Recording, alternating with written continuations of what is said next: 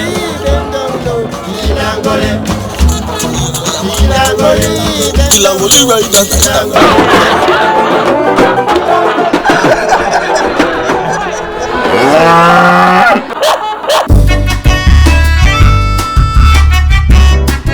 Mr. Bowen? I am Clive Bowen. I'm an education officer with the Ministry of Education. Right.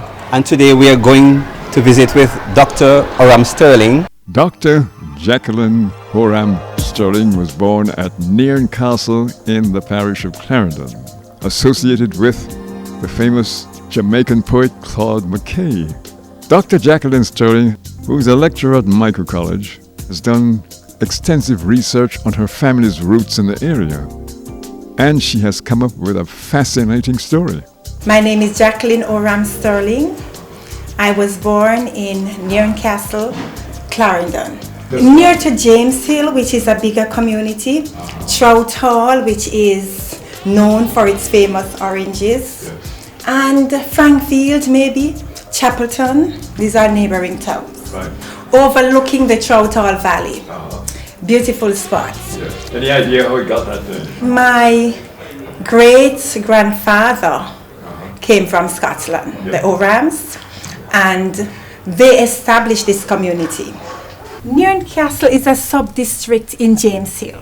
So we know of James Hill, Claude McKay's country. The Orams gave this village, I call it my village, they gave the village the name of Nairn Castle, I think with the Scottish roots. Yeah. And so most of Nairn Castle is Oram property. It's like when we had Trout Hall being the Sharps property with oranges. Nairn Castle was the Oram's property. Any idea when your great-grandfather would have come to Jamaica? You know what? I'm thinking maybe they came after emancipation, somewhere after 1838. The entire community of Nairn Castle belonged to the Orams. Okay. I heard from my father that 3 brothers came down from Scotland. One was my great-grandfather, and the other 2 brothers. The Orams came as bachelors and either married or had children with Jamaican women. They established this community around farming, and we have heard that people from neighboring villages worked for them. What kind of farming were they into? I don't think we had a lot of sugar cane. I know we have a lot of mangoes. Yes. So I think they intentionally planted mango trees.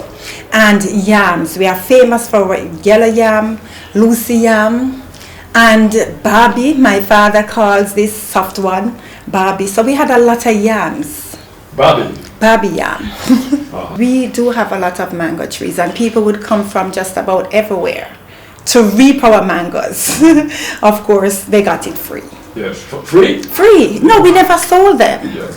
And I remember as a child that people would travel from miles from St. Anne, which is a neighboring parish, and they would come with their trucks and their donkeys to reap our mangoes.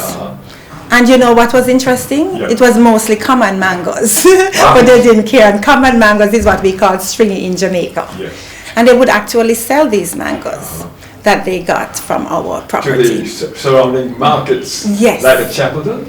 And K Valley. And I remember K Valley because it was famous as a bartering market, meaning people would take the mangoes. For instance, we live in the mango area, so we would take mangoes to K Valley and exchange mangoes for vegetables like lettuce and cabbage. And I remember that as a child. Okay. And they also did it for animals. They would barter animals at K Valley.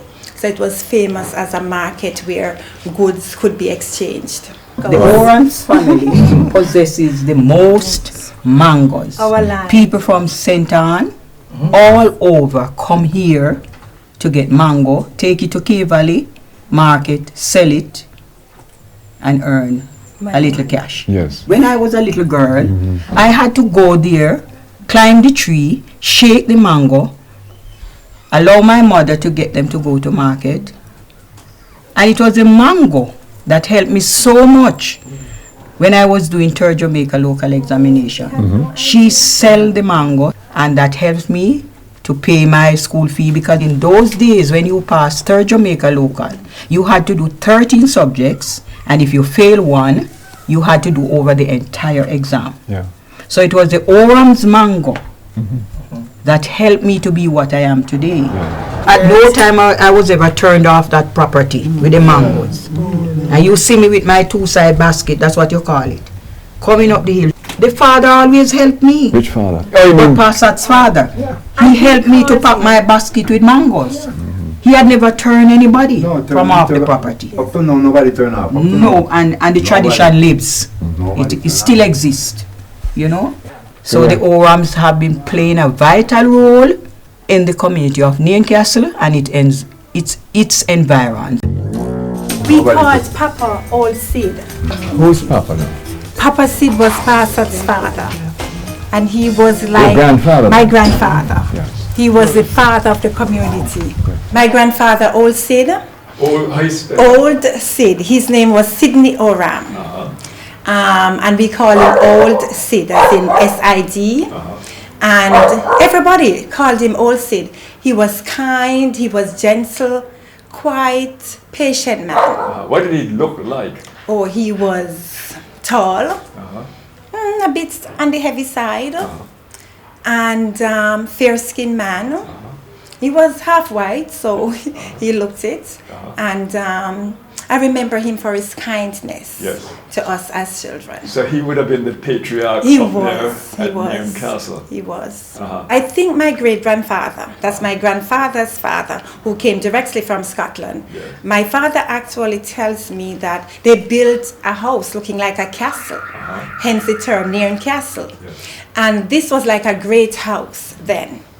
And below that, and it was actually on a hill, and below this great house was what they referred to as a big yard, because people would come from all over and stay there. I understand that the big yard was more than just a yard. It was a sort of community that grew up.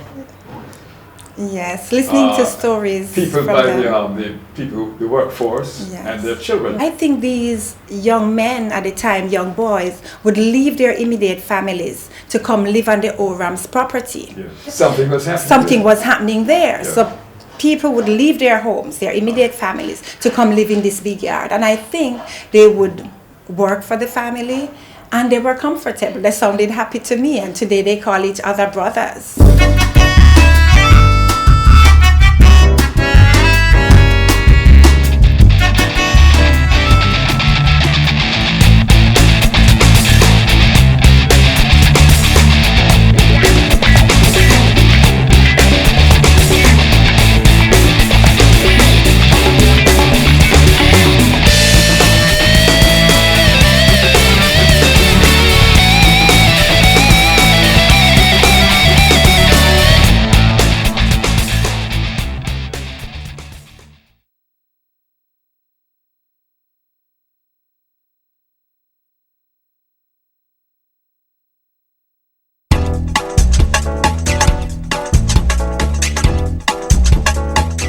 Hill and Gully Ride talking with Dr. Jacqueline Oram Sterling at Nairn Castle in the parish of Clarendon, where she was born.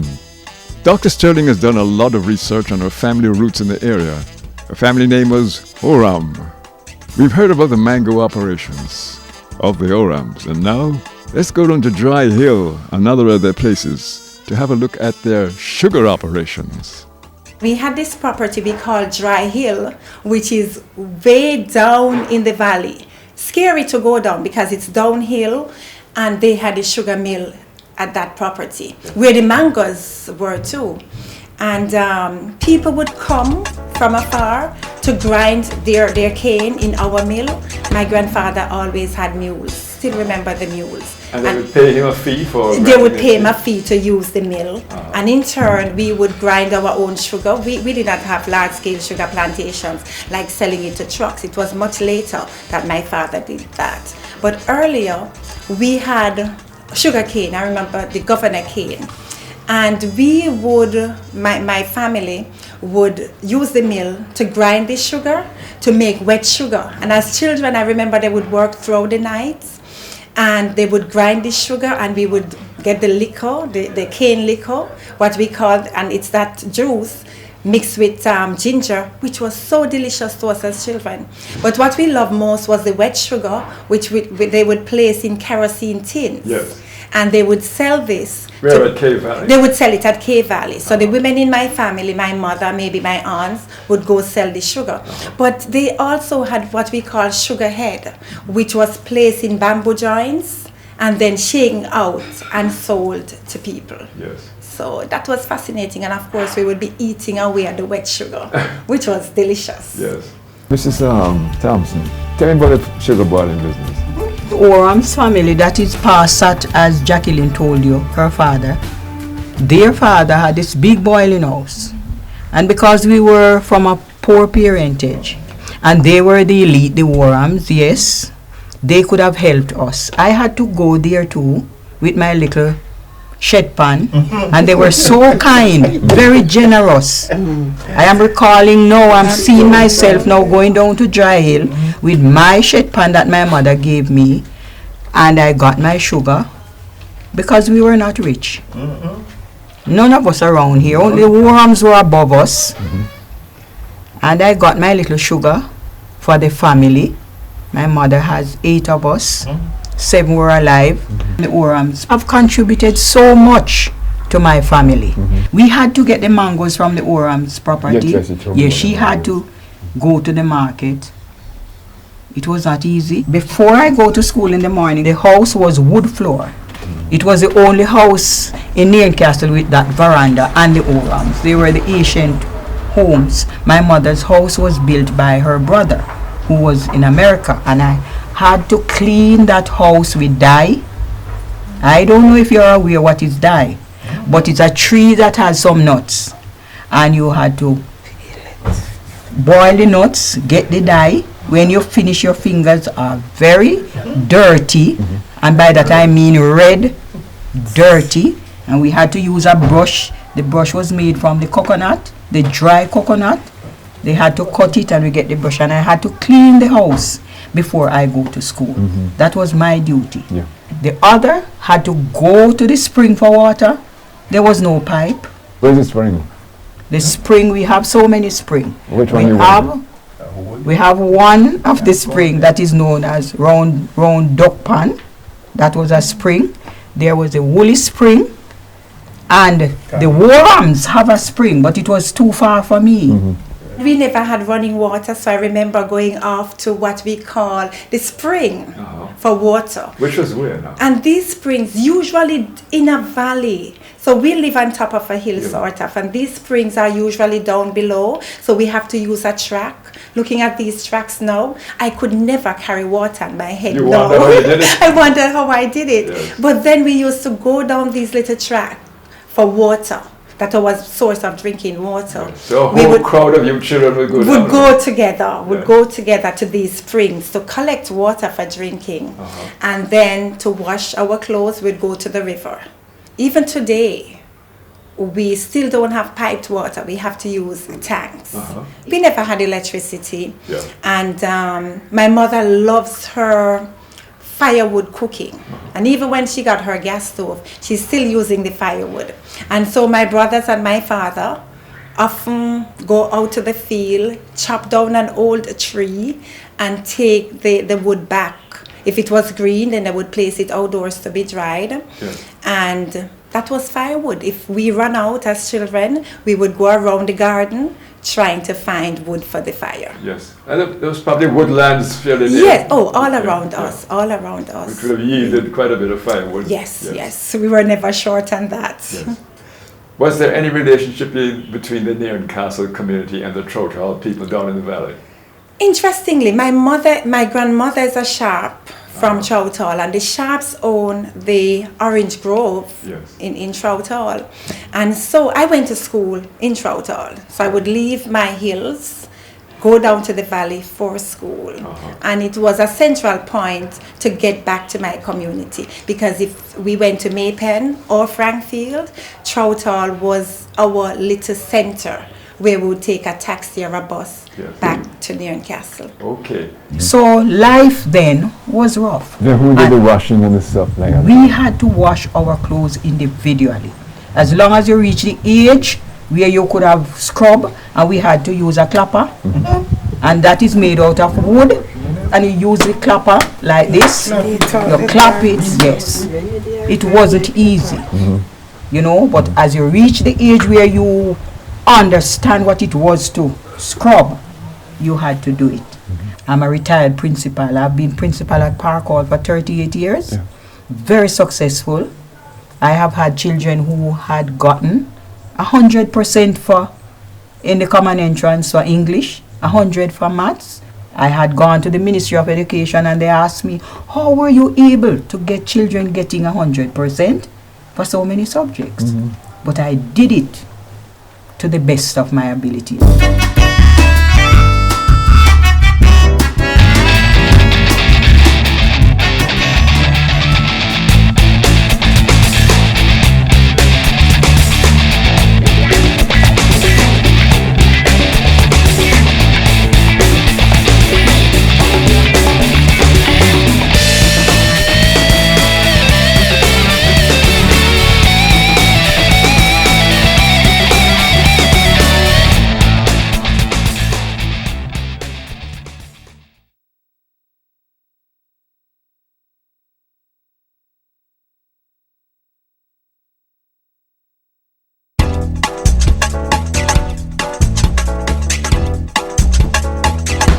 We're at Nairn Castle in the parish of Clarendon on Hill and Gully Ride.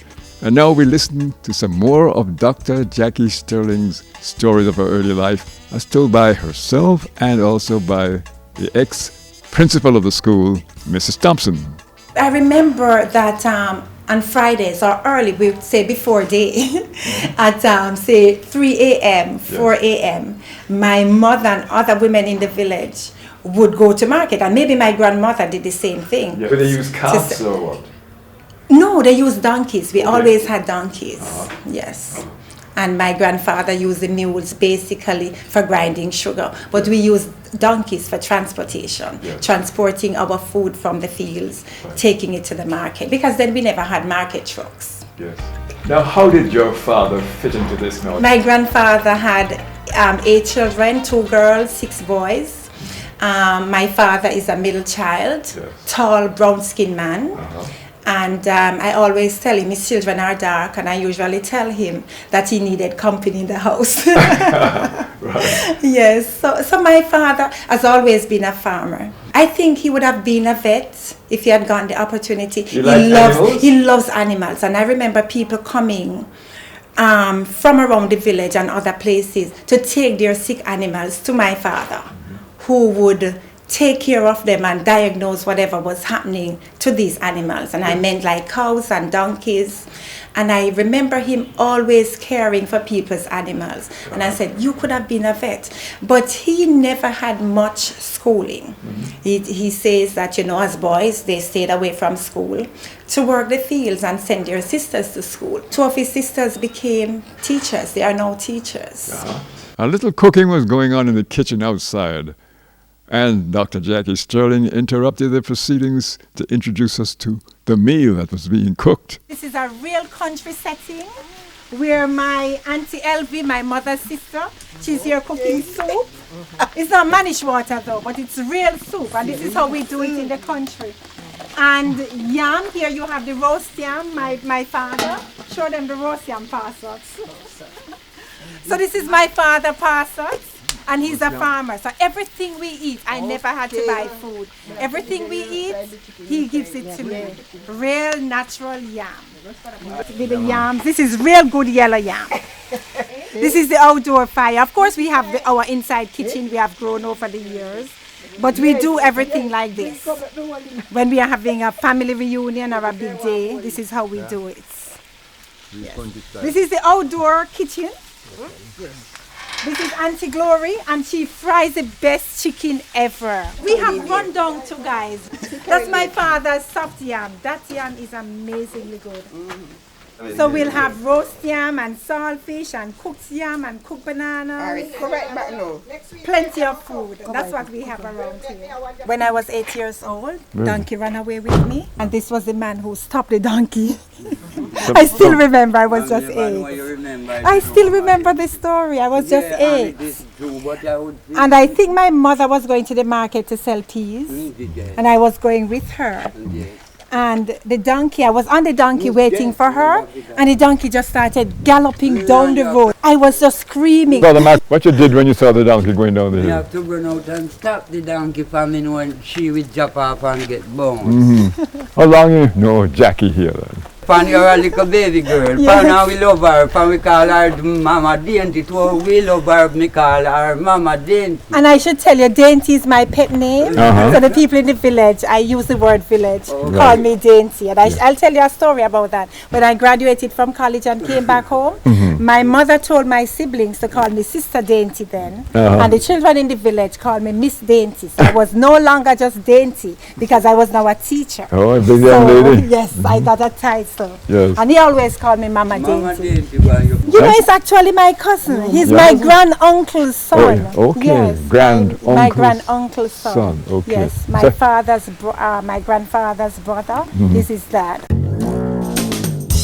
What are your earliest memories? I remember walking to school. Then we never had transportation like we have today. And Sister Sharon is right here with me. And Who is Sister Sharon? Sister Sharon is presently the minister of the local church, but we went to primary school together. And we would walk the long roads down to Trout Hall Primary because I spent 1 year at Park Hall Primary, which is close to me. But then I went to Trout Hall Primary to go to school where my aunt taught, Pearline. All right. Dr. Jacqueline Oram Sterling gave peculiar names to her parents, which we won't attempt to pronounce here. I grew up with Passet and Margaret, and I'll tell you how they got that name. As a child, I was the first one, and I started calling them Sat and Gertrude, and I think somebody said to me, no, you need to say Papa and Mama. So I just added the Pa and the Ma, so it ended up as Passet and Margaret. So I grew up with them, and I'm the eldest of 8 children. Is it true that this is Claude McKay country? Yes. Yeah, just a class 1 year. Mrs. Thompson can tell you about that. I think you're aware that he was one of the greatest poets. He wrote poems like So Much Have I Forgotten in 10 Years, in 10 Brief Years, and Suki River. Then he was born about, about a mile from where we are now seated. The school that is built at James Hill, which is Claude McKay High, is named after him. I used to stay with Claude McKay's great-grand-aunt, who was a teacher at James Hill Primary. I spent some of my time there.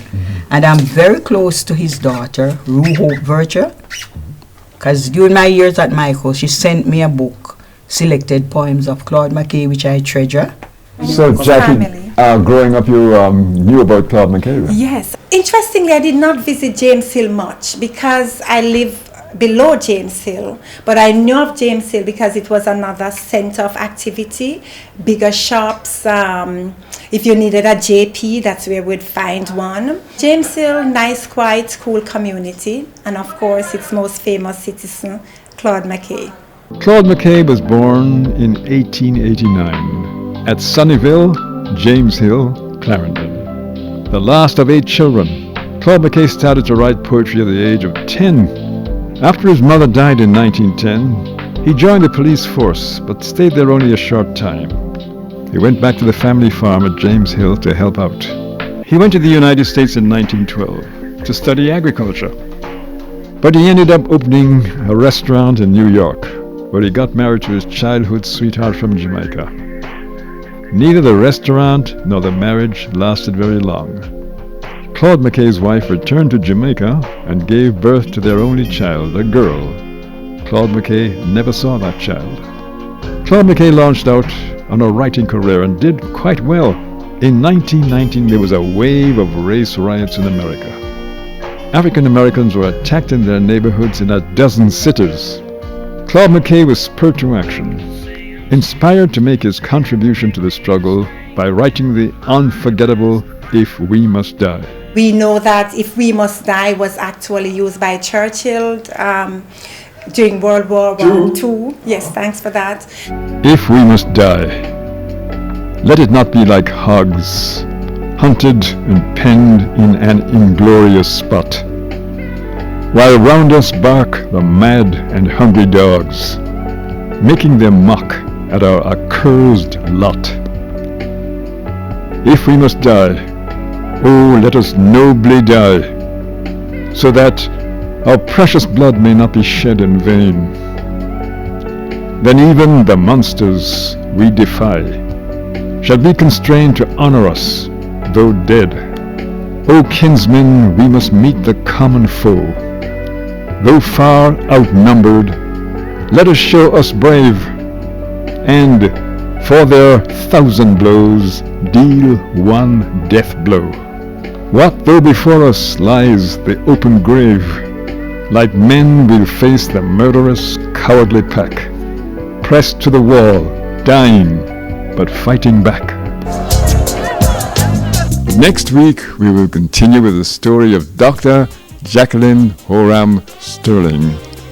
Her experiences growing up at Nairn Castle in the parish of Clarendon, which many people look at as Claude McKay country, one of Jamaica's most famous poets. Hill and Gully Ride, Hill and Gully Ride,